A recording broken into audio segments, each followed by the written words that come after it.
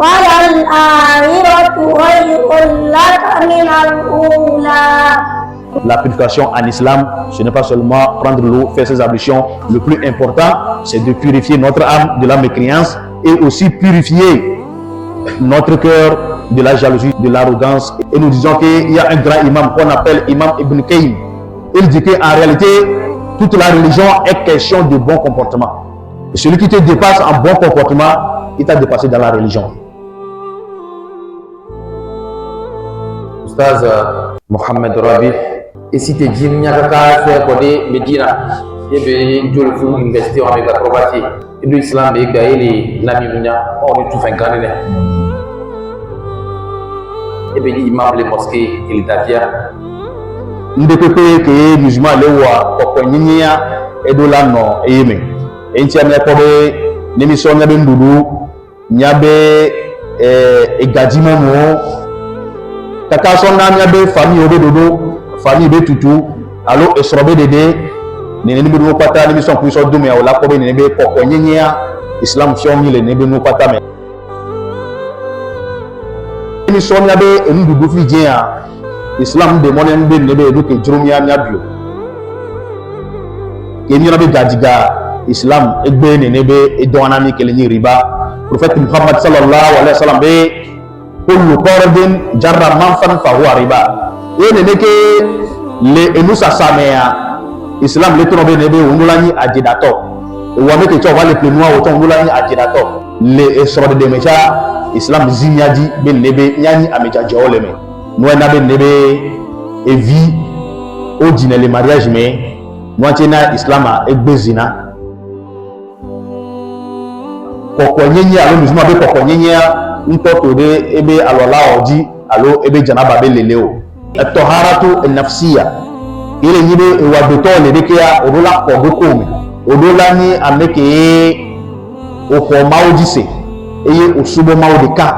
eye o karo nebe mawadi kemi le yobe tawhid odola ko mawdi se anyabe mawde ka e wodi poku da niba nyabe buku de nyabe nunwa e gbe so na enunye e ba lo be so le von la wato ta e gbe so o la subo mawde ka subo pata o la ni mawde ka to o la nyabe nebe mawwa eni mawle dokosi eye ebe ni ko ni sokude eye ebe nu wona o ni sokude mawo ele dona kosito le alquran be ya ayyuhal ladhina amanu innamal mushrikuna najas nembo fi jabe wallahi billahi tallahi ntamauze topata anyabe nyakindagwa ele nyinya bebe na me ya mawo etamu zia sireke kumbe bele globe qad aflaha man zakkaha ameke ele ko ebe konti so shirk boa ni neba me anya tepemea ele nyi ejiru to ebegoa ele nyi toharatu suluk ele nyi be olajra ape agbenonodo olajra ape comportement oro e na mere wu okudo adenua nyi ba me ewu la dinime kalore na kwase to be ba ko ebeji so enubiabo so apanye be obo so efififi amenya be bobro enu manyi pata be wo ele no be applaud jo so ni ne be enubo et maonina et des familles au mer musulmans on va tous bon mais qui n'a bolé paradis inchallah amen qu'Allah nous assiste que Allah fasse que vraiment nous soyons des musulmans soumis et dont les œuvres sont toujours acceptées. قد فرض الله لكم تحلة أيمانكم والله مولاكم وهو العليم الحكيم. قد بذل النصرة للدين والحق وصبر على الألم والأذى الكريم روحه في كل مكان تشع الهدى ونوره يهدي قلوب. أعوذ بالله من الشيطان الرجيم. بسم الله الرحمن الرحيم. والضحى والليل إذا سجى ما ودعك ربك وما قلى وللآخرة خير لك من الأولى ولسوف يؤتيك ربك فترضى. إن الحمد لله نحمده ونستعينه ونستغفره ونعوذ بالله من شرور أنفسنا ومن سيئات أعمالنا من يهده الله فلا مضل له ومن يضلل فلا هادي له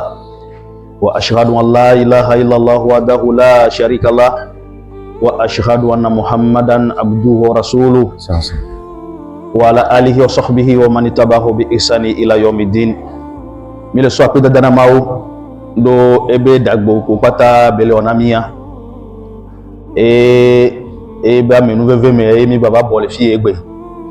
nebe mawa mile wado boso begble pata anchi mi bale bi be baba jomido e monyu toji amen nyawe ameke mawu jo ele ni jojoto ameke mawu tati kwe alo ameke kokodo kwe ekpodo kebe le nyinde mawu tati kwe be bu ameke la jo amule enti ya mi de ada sebe mawde ko mle jina so so le nya tepe menem le nyi e ya mapo mi abe ngonoto Muhammad bin Abdullah ele nyi ba me dodo ko debe kuluwi ni bale do apena mawo do dagbe kebe ba wana mi be egbe ya mi gba po gome alo mi gba ba dogo egbe so ko do enu kokoro nyano ne o alo enu sosro so ko do mawo be nyanchi enu kila dominu sen enu kila kporo nyanchi le dunia le kube ngbedu mi ma gba vona na pe wa mi le do apena mawo ke le bobo ne be nu pata na mi enti ami de kuda mawo be nyaba anyi no no ya bado albarka ba ko ya irake nejia nyabe anyi no no ya mbanyi enugbalo le egbo mawo batu efenwe na mi pata musmo pata lo ameko pata ole jagbagba na egododo ya be emevava kudo ejibe yi kaka so ya mi le bi mawo be mawo ba na wa pata la mesi agbeji mawo ba bla le jinawo mawo ba tu fenwe kene jinawa enu kila nakaka ne be doya ba pongo yisubua mawo ne bobona wa pata alo mawo ne bona nyapata mawo ne kunzina nyapata ya be ngbedume ya mila globe sebede ke ode nyago be etanya ke intimila proposo igbe ele ni purification alo jaje wowo le islam me nuke ele ni purification alo nuke mila globe ele ni kokonyinyi be wo le islam me nyawe nemi so nuke ele ni purification ke mi le français gbeme ele ni tahara le nyabe adini mea nenebe tahara wa ejejia nemi sea alo nemi soya tike o nyabe susu ina ele nibe alo alabe wo alo gusul aljanaba belele alo alo bedudu siwak alo bedudu alo ale isinja kele nyibe ne o besoin alo no ipalo me associe o la soklo doko alo ale istidmar kele nyibe no npo esiwa o la te so epe alo o la te so woma la sowo ne nebenu alo eteyamum betobe par exemple esile et o la zala so walola esiwan le me santé un de mon bolatizan nebesio alo esimuleo yo la zan ekpe la so plomti ke mi yona be nebe eteyamuma nya globe ne mi le pomposo kokko nyinyintia enuoje nya be susu yinewa ne nebe nuwa onyi enuke nya be adini fiomi benyi enuke koseto esona so klona edo kwenti mawu ele blunami le alquran mebe ya ayyuhalladhina amanu idha qumtum ila salati faghsilu wujuhakum wa aydiyakum ila almarafiq wamsahu bi ru'usikum wa arjulakum ila alka'bayn nebe aya ya pomposo alwalabe wonti kaka so kwa kodo gusul janaba anti men nebe aya ya nemi so ya mawu le globe nya koseto nemi site be nyawo adogbera be nya klo nya be nkume udo nya be eta ebe mi aklo nyabe nkume mi aklo nyabe alo va so kodo fike minyona be kud alo abokligo e nyaklo nyaliasi eta alo nyaklo eta e nyaklo afocha so ba kodo fike mi le yobe cheville nene aya gbolewa mais prophète Muhammad sallallahu alaihi wasallam e ba o tafsir na nene be aya wa udo ebe nu wonao e bede nu kelenyi alola o so fiomi kelenyi be olazan e sikene ko parce que aya mpoposo e sikoko nti o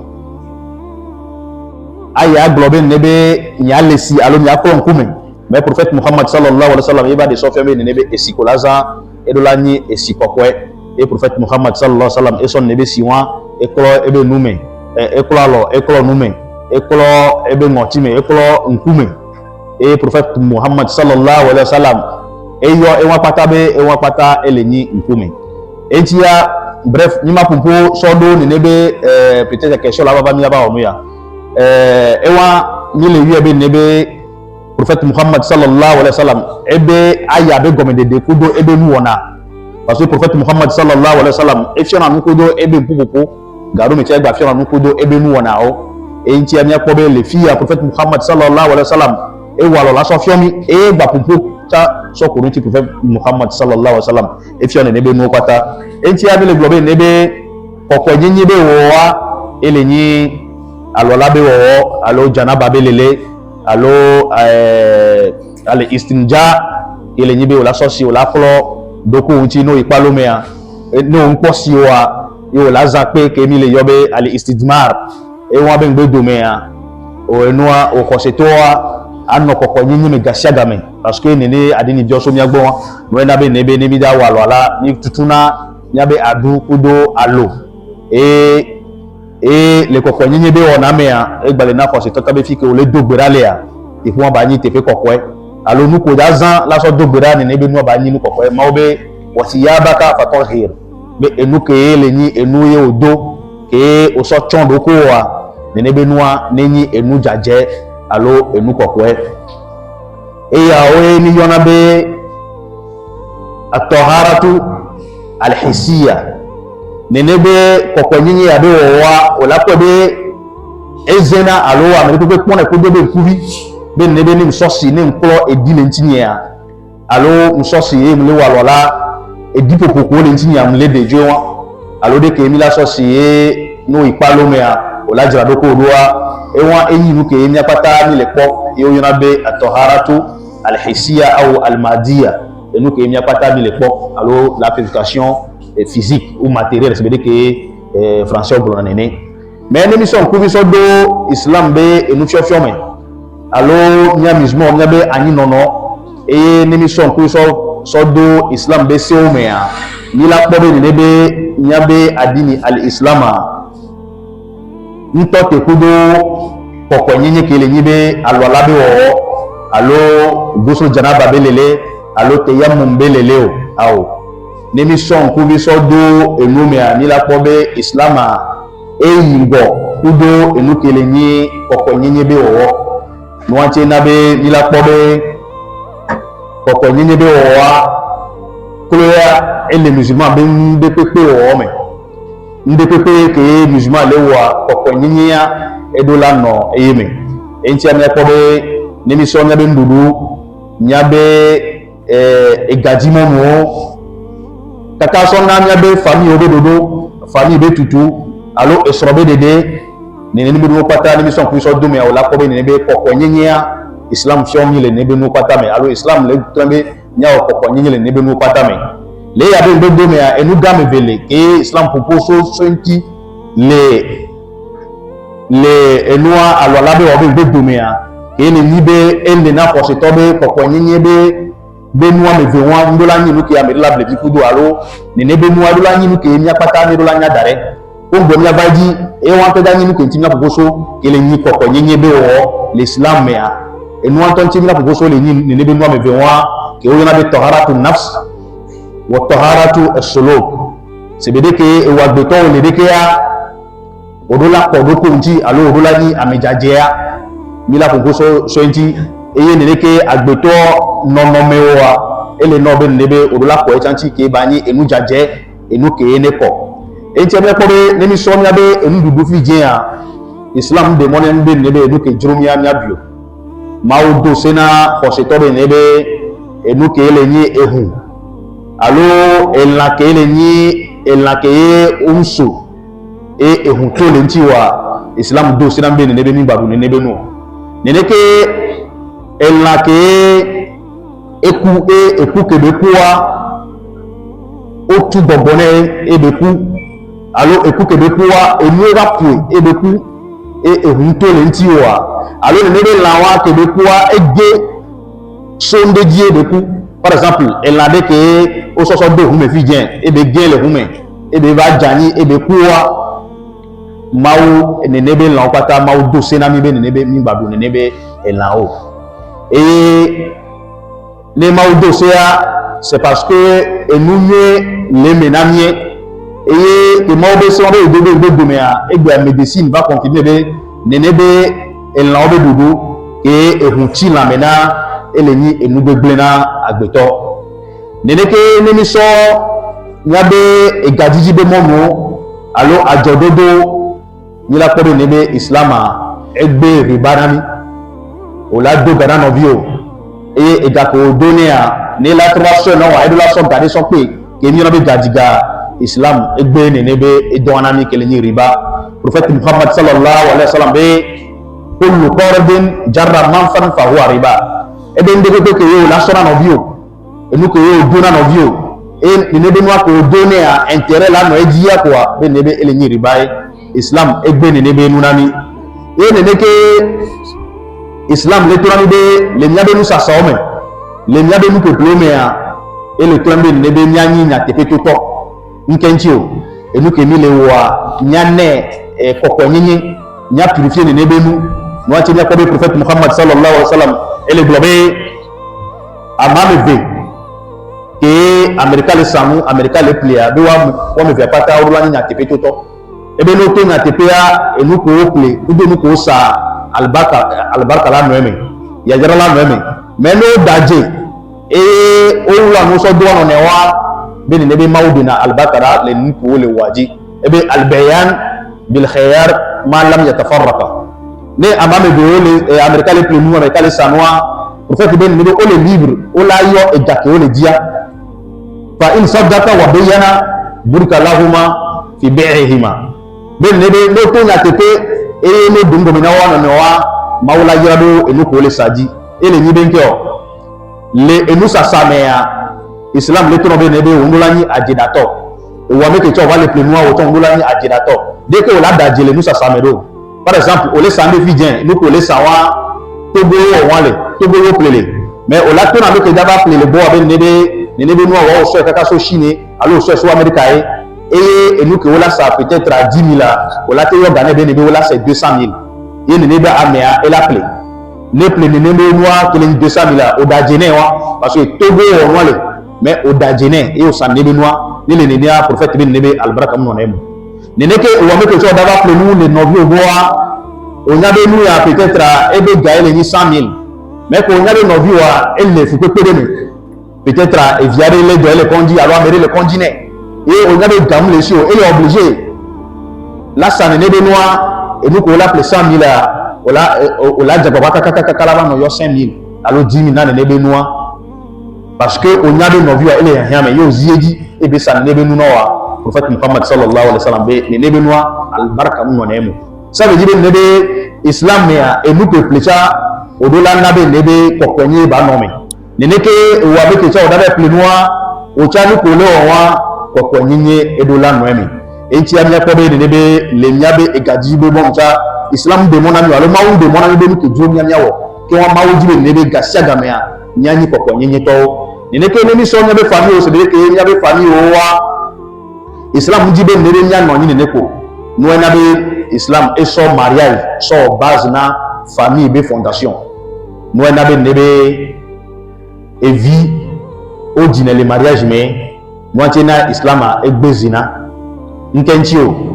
islam le dibe ameko le famille de mea on ni america nyao le nyatepeme ke wabe huwa eso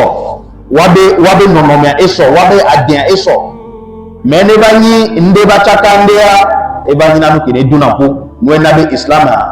le soro de mecha islam zinyaji be lebe nyani ameja jole me no na be kaka le non be cha mecha islam de mono be nya cha non kene jurumio islam le globe wal muhsanatu min al mu'minat be non ko le ni non ajojo le khoseto dome wele ni non ko we lade non ko o do nu pe o do ma o bobo we ni non ke we nyanu so mi lade ni ke non o cha ma o ta ti ko de ne be wa be de nusu ke ne juro alo nusu ke o so no kwa no wade no ti na prophet muhammad sallallahu alaihi wasallam le globe be ne america na bo ni ba na ni po be edo khose edo adini e adenye cha le sia e be ba dia nya vi ba lo ta se ya alo ba jibe nya ya de nya vi abe ni be nya so ne ça veut dire que nebe parler de temps pour moi là ben so musuna dia c'est parce que allo là ben adi amere c'est parce que ejo le kaje allo e noa edo ga ao ne nebe condition be wa edo no remplir nkentio mawo ele jibe ndeke pia jaje ba nome allo kokko e ba nome enti ane mi so nkubi so do islam be se sugbo me mi akode fide pe pia islam le jibe jaje nyenye allo kokko e ba no funu et il y a un exemple qui est mis là sur les globes nemi so adini al-islam koko nyenye alo musulman be koko nyenye ntoto de ebe alola oji alo ebe janaba be leleo efia le ya pata be domea islam ele to asi enu gambe be dinami ke ne be nu gambe be wa ele ni edu ke le pour koko nyenye patata toto banto wa ele ni taharatu an-nafsiyya ile yibe wa betole dekia odula ko dokume ile yibe odula enwa odula ni amejajele dokume pombo e wala ni amejajele dokume ya odula ni ameke oko maudise osubo maudika okaro nebe mawaji ke ni yobe tawhid odula ni ameke umle ni mushriku umni ameke sonde so boru mauti subo noache nabe o hosetoa odula ko doko nchi kudo tawhid ile nibe odula ko maudi se nabe maudeka e o dipoko gba niba nyabe buko de nabe nunwa egbe be so na enunye e ba lo be so le von la wa ta egbe be so e wa le ni tawhid ar-rububiyya obe ola ko mauti le be mauni nyeme e be do ke le ni tawhid al-uluhiyya ola subo maudeka subo pata ola ni maudeka to no sonde so boru mauti ko bele subwa anyabe ni nebe oleni mushrik e go bebe on ko ni ameke okodo ko nji o e tonboa ke le ni tawhid be apatonwa ola nyabe nebe mawa eni mawule dokosi eye ebe ni ko ni sokude eye ebe nu wona o ni sokude e duke nti ebe nebe o ko se to odola kodo ko nji soso ne nebe tawhid boa ele nibe maw ele dona khosito li alquran be ya ayyuha alladhina amanu innamal mushrikuna najas ke o fatik maka boa ke maw eso maka be jukwa alo be jua so doa alomna prophet muhammad sallallahu alaihi wasallam e maw de ne be ayato be amoko le ni atusi dokona mawwa o le ni ameko wa be ntinko o ni ameko o le jajeo entia on va po molado kaba be mosquée me no ati na be no ni musulman e apes mo fmo me o son de so le bodo no ti ko ngale subwa o ni mushrik e no ni mushrika anya be nebe o poto podi o te le si de pepe o te wa lo ba de pepe o te le janaba de pepe o te wo mu ke o juro anya be o ni amepodi no ni amepodi ya anya be nebe bedodura ke yo lawa mawo mate kwa nao neneke no yi ameke onyi mushrika anyabe nebe ape ibada o chapata ele ni habama ho ele ni enugugu nuache nabe le musulman ele nebe ba ko ebe konji soso enuke ele ni nafs alo ebe nonome nenebe moa ele ni nugan ke ele ni be odola ko do konji so nenebe shirk bo alo nenebe so baraboa eni nugabe mawle alquran mea tepele lia etamu nafufua ziboza seke mautamu bele globe qad aflaha man zakaha ele komposo nyabe am alo nyabe agbeton nyinchi mawle globe والشمس وضحاها والقمر إذا تلاها والنهار إذا جلاها والليل إذا يغشاها والسماء وما بناها والأرض وما طحاها ونفس وما سواها فألهمها فجورها وتقواها قد أفلح من زكاها. Nimi benya ade wapata me eno ela baso gaminami me fi ya ko be ni be mawo etanu kudo enu amasireke enu tata be ngbe domea ele globe ameke ele ko ebe amutia be ni be nyatepe amwa ele nyi ejiruto entia no ko sito le mawo tanu kudo enu amasireke elu ba kumpuna misum de kantia nyapata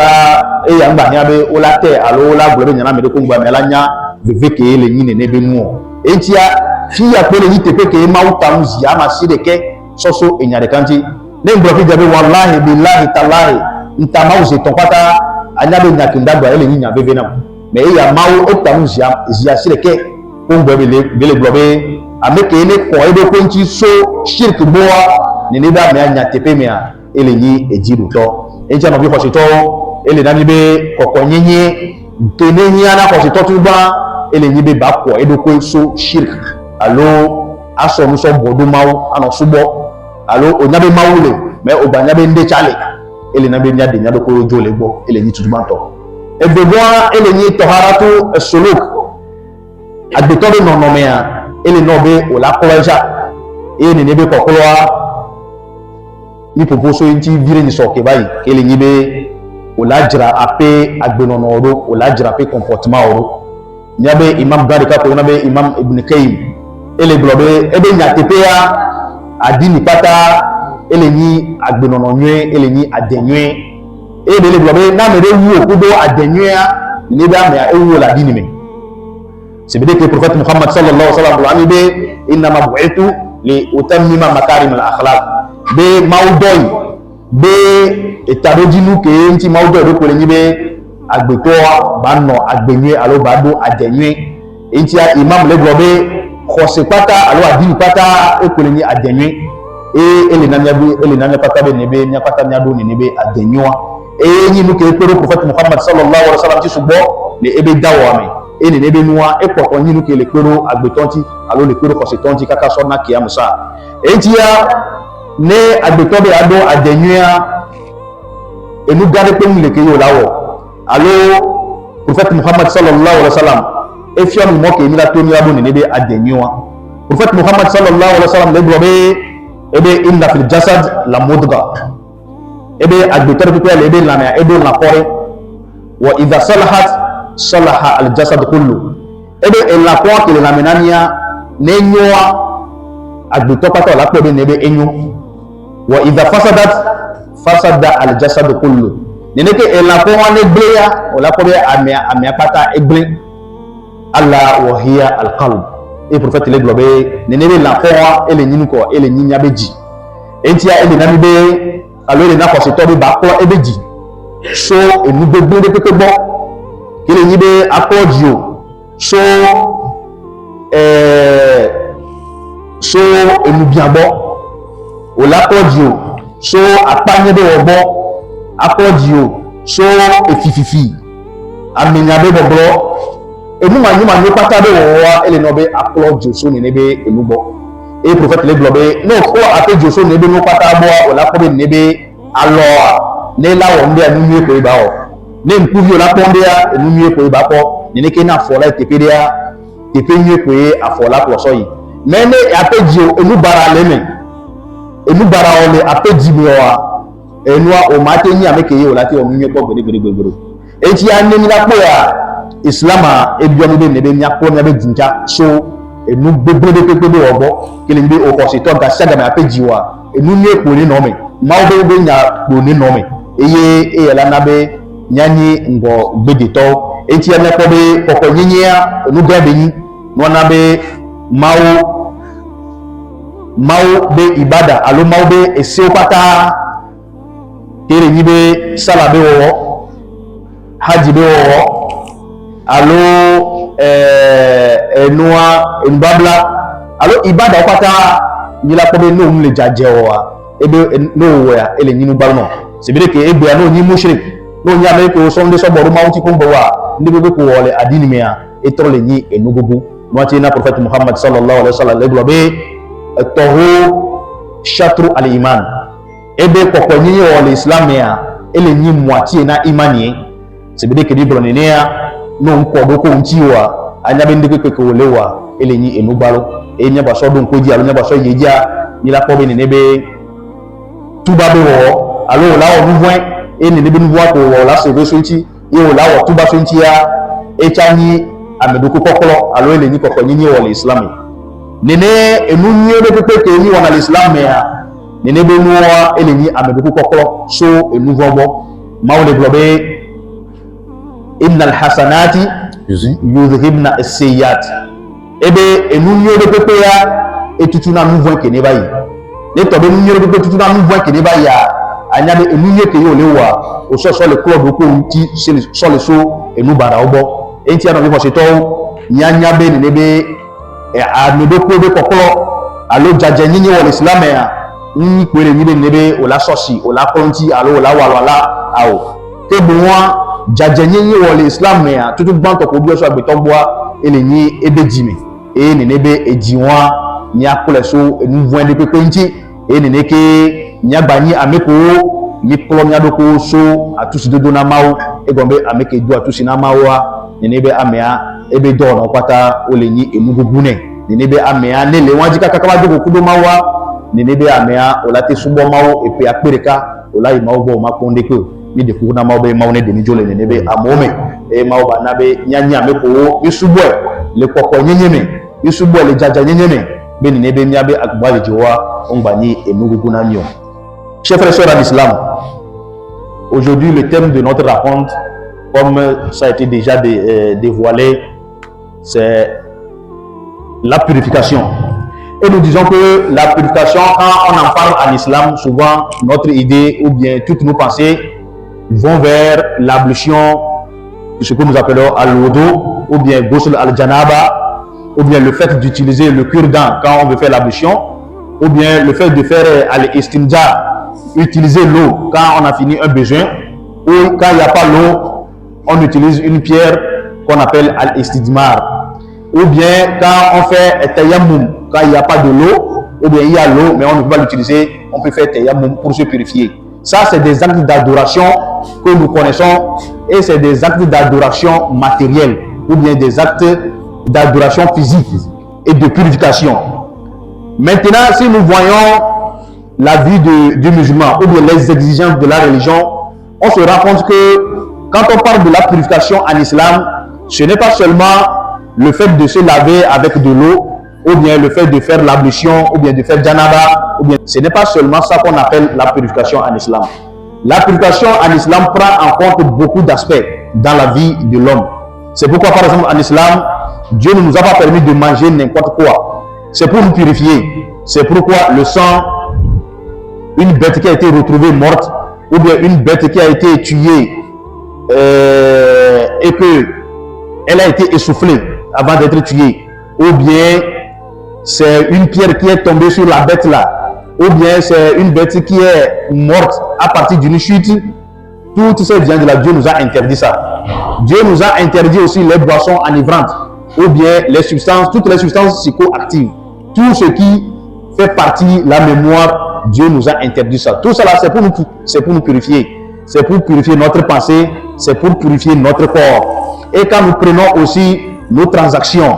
par exemple le commerce, ou bien la recherche du profit, ou bien la recherche du gain, Dieu ne nous a pas laissé comme ça. Dieu a demandé à ce que tout ça aussi soit purifié. C'est pourquoi Dieu nous a interdit ce qu'on appelle l'intérêt usuraire. Le fait que tu donnes de l'argent à quelqu'un, tu prêtes à quelqu'un, et la personne est obligée de te rembourser avec intérêt, Dieu nous a interdit ça. Et donc, de la même manière, Dieu, par son prophète Muhammad sallallahu alayhi wa sallam, même le fait d'acheter et le fait de vendre, ce n'est pas laissé comme ça. Le prophète Muhammad sallallahu alayhi wa sallam nous dit que celui qui achète et celui qui vend, ils doivent être des véridiques. Ils doivent se dire la vérité. Comment est-ce qu'on peut mentir dans la vente?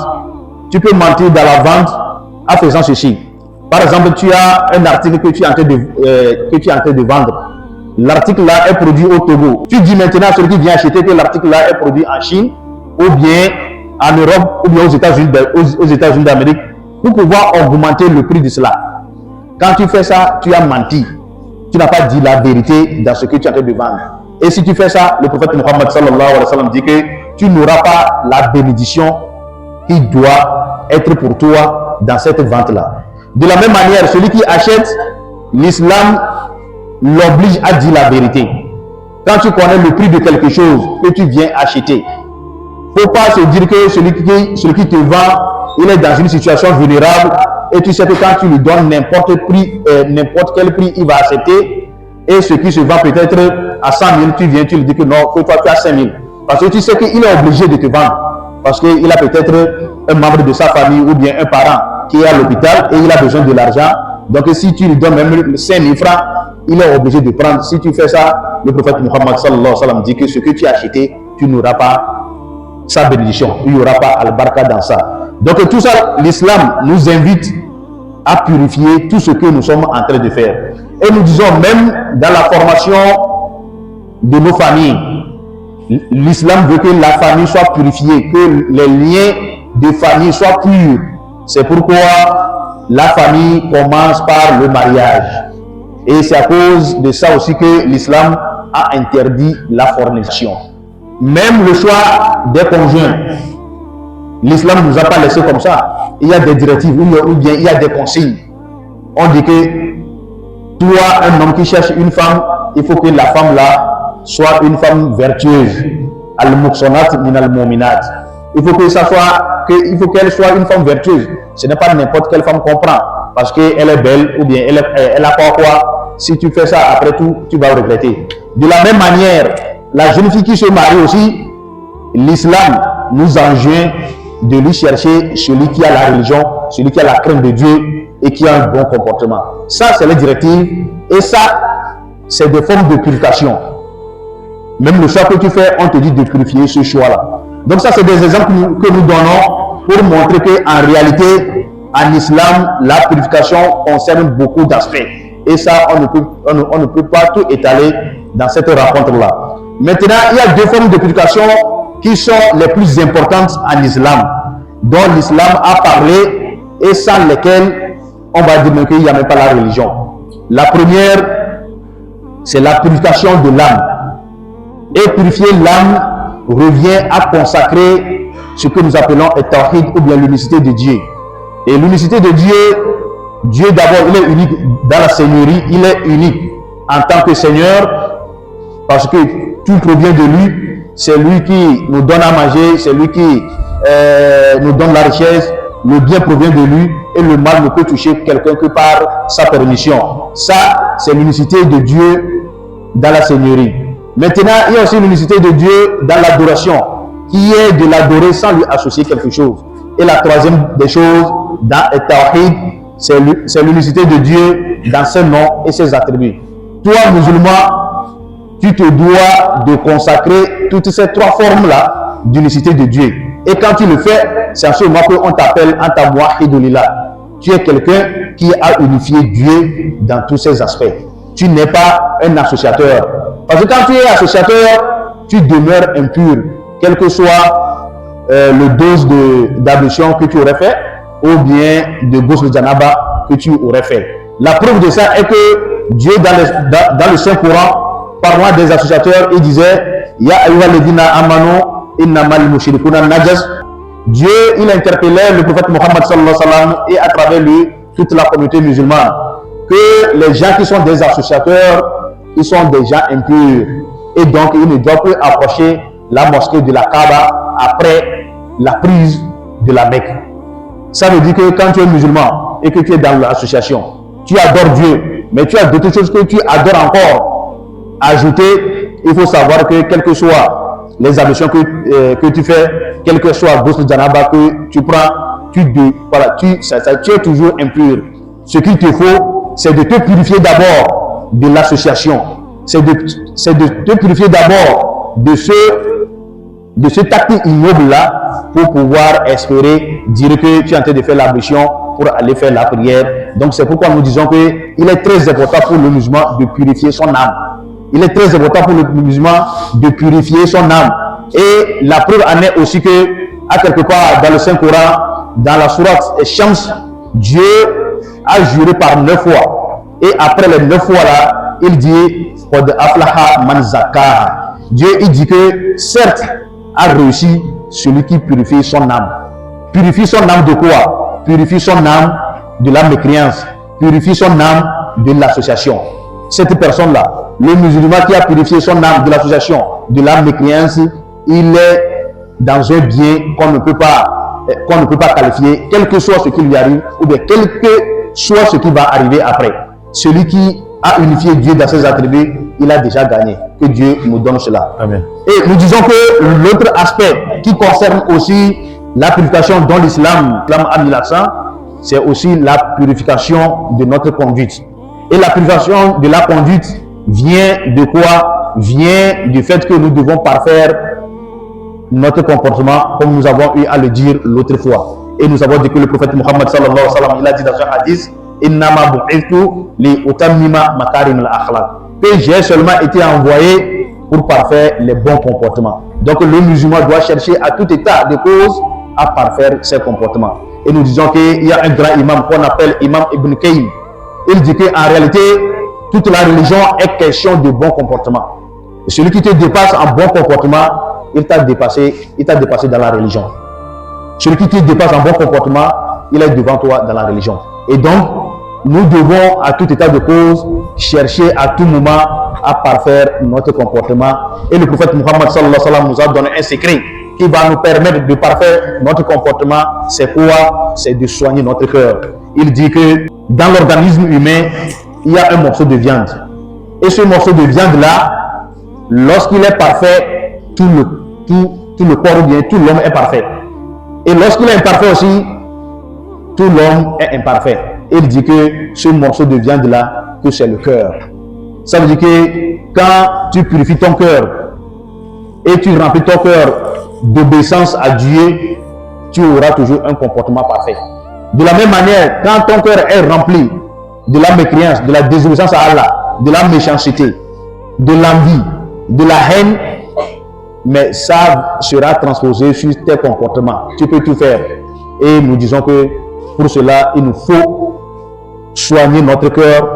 le faire remplir de bonnes choses pour que cela puisse transparaître dans nos comportements, que Allah nous assiste dans cela. Amen. Et nous disons que la purification en islam, le prophète Muhammad sallallahu alayhi wa sallam dit que c'est la moitié de la foi. C'est la moitié de la foi. Parce que tout ce que tu fais en état d'impureté n'est pas accepté de toi. Par exemple, celui qui se lève pour aller faire la prière et il n'est pas en état d'ablution, est-ce que cette prière-là sera acceptée? Le musulman qui fait le hajj, ou bien qui fait le carême, ou bien qui fait toutes les bonnes œuvres, et ce musulman-là, il est mushrik, il est un associateur, toutes ces œuvres-là ne seront jamais acceptées de lui. Et dans l'au-delà, il sera parmi les perdants, que Allah nous en préserve. Et le plus qu'on peut se dire cette soirée, c'est que qu'Allah nous assiste et qu'on sache que la purification en islam, ce n'est pas seulement prendre l'eau, faire ses ablutions, ou bien prendre l'eau, faire al-ghusl al-janaba. Le plus important, c'est de purifier notre âme de la mécréance et aussi purifier notre cœur de la jalousie, de la mécréance, de l'arrogance et tout ce qui ne va pas avec la gloire de Dieu ou bien avec la cause de l'islam. Qu'Allah nous assiste, que Allah fasse que vraiment nous soyons des musulmans soumis et qui ont un cœur saint et pur et dont les œuvres sont toujours acceptées. Qu'Allah nous assiste. Wa sallallahu wa sallam baraka ala nabiyina wa ala alihi wa sahbihi ajmain. Machallah, et nous remercions Oustaz Cheikh Rabiwa, wallahi, ne belo wazia, mim jina benefo. Abedi benya, alhamdulillah, et mau bena benya tipia, et si te jim nyakaka fait kode Medina, et ben jolfou université avec acrobatie, et ben imam les mosquées et l'Italia, et l'islam et gaëli nami munya, on est tout fin carré, et mau nina, et bien famille ou mais musulmans on va tous bon, il y a qui n'a bolé paradis mais inchallah. Amen. أعوذ بالله من الشيطان الرجيم بسم الله الرحمن الرحيم يا أيها النبي لم تحرم ما أحل الله لك تبتغي مرضات أزواجك والله غفور رحيم قد فرض الله لكم تحلة أيمانكم والله مولاكم وهو العليم الحكيم وإذ أسر النبي إلى بعض أزواجه حديثا فلما نبأت به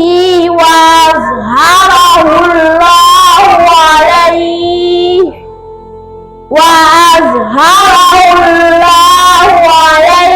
عرف بعضه وأعرض عن بعض فلما نبأها به قالت من أنبأك هذا قال نبأني العليم الخبير صدق الله العظيم. Inshallah. Mi doit faire ma et que pour photo de abula ni be nya so me be ani no na be nu so do ma be alome ma ne yira doji nga ko ke mi wole fi abani albarkato ma ne poto bano jomi ma ba so mi so do asina mi to mi ado ko ke be jomi le mo jojo jivo nuko pata mi le voa mi de kuna ma be ma ne de ojo le ngona mi e nuko mi le dia mi de kuna ma be ma ne so do alo na mi nya be ya ko me ma ne do albarka nyabe do ko mawne do albarka nyabe kudo nyabe gbogbo mawne diami leme nyabe comité ke le ni comité ke ne patina prêche be nya alo ameko kwata o le do alo gome o le jagbagba kudo susu dede kudo wabe susu dede o ke le nabe ne nebe do ya be wo le ngwa mawne bobo nao nya no nya to mawne nao la mesi agbediji mawne na nya cha la mesi fike nyadwa fo ba ni xerna mi mawne so me ba fo so funu mawngba nambe nyadu nu peon mawne de musulman pata le nu pemi mawne de mijo le nu pemi ربنا ظلمنا انفسنا وان لم تغفر لنا وترحمنا لنكونن من الخاسرين اللهم ثبتنا على الايمان وتوفنا على الاسلام اللهم زدنا ايمان برحمتك يا ارحم الراحمين ربنا آتنا في الدنيا حسنه وفي الاخره حسنه وقنا عذاب النار وصلى الله وسلم وبارك على نبينا وعلى آله وصحبه أجمعين سبحان ربك رب العزة عما يصفون وسلام على المرسلين والحمد لله رب العالمين. قد بذل النصرة للدين والحق وصبر على الألم والأذى الكريم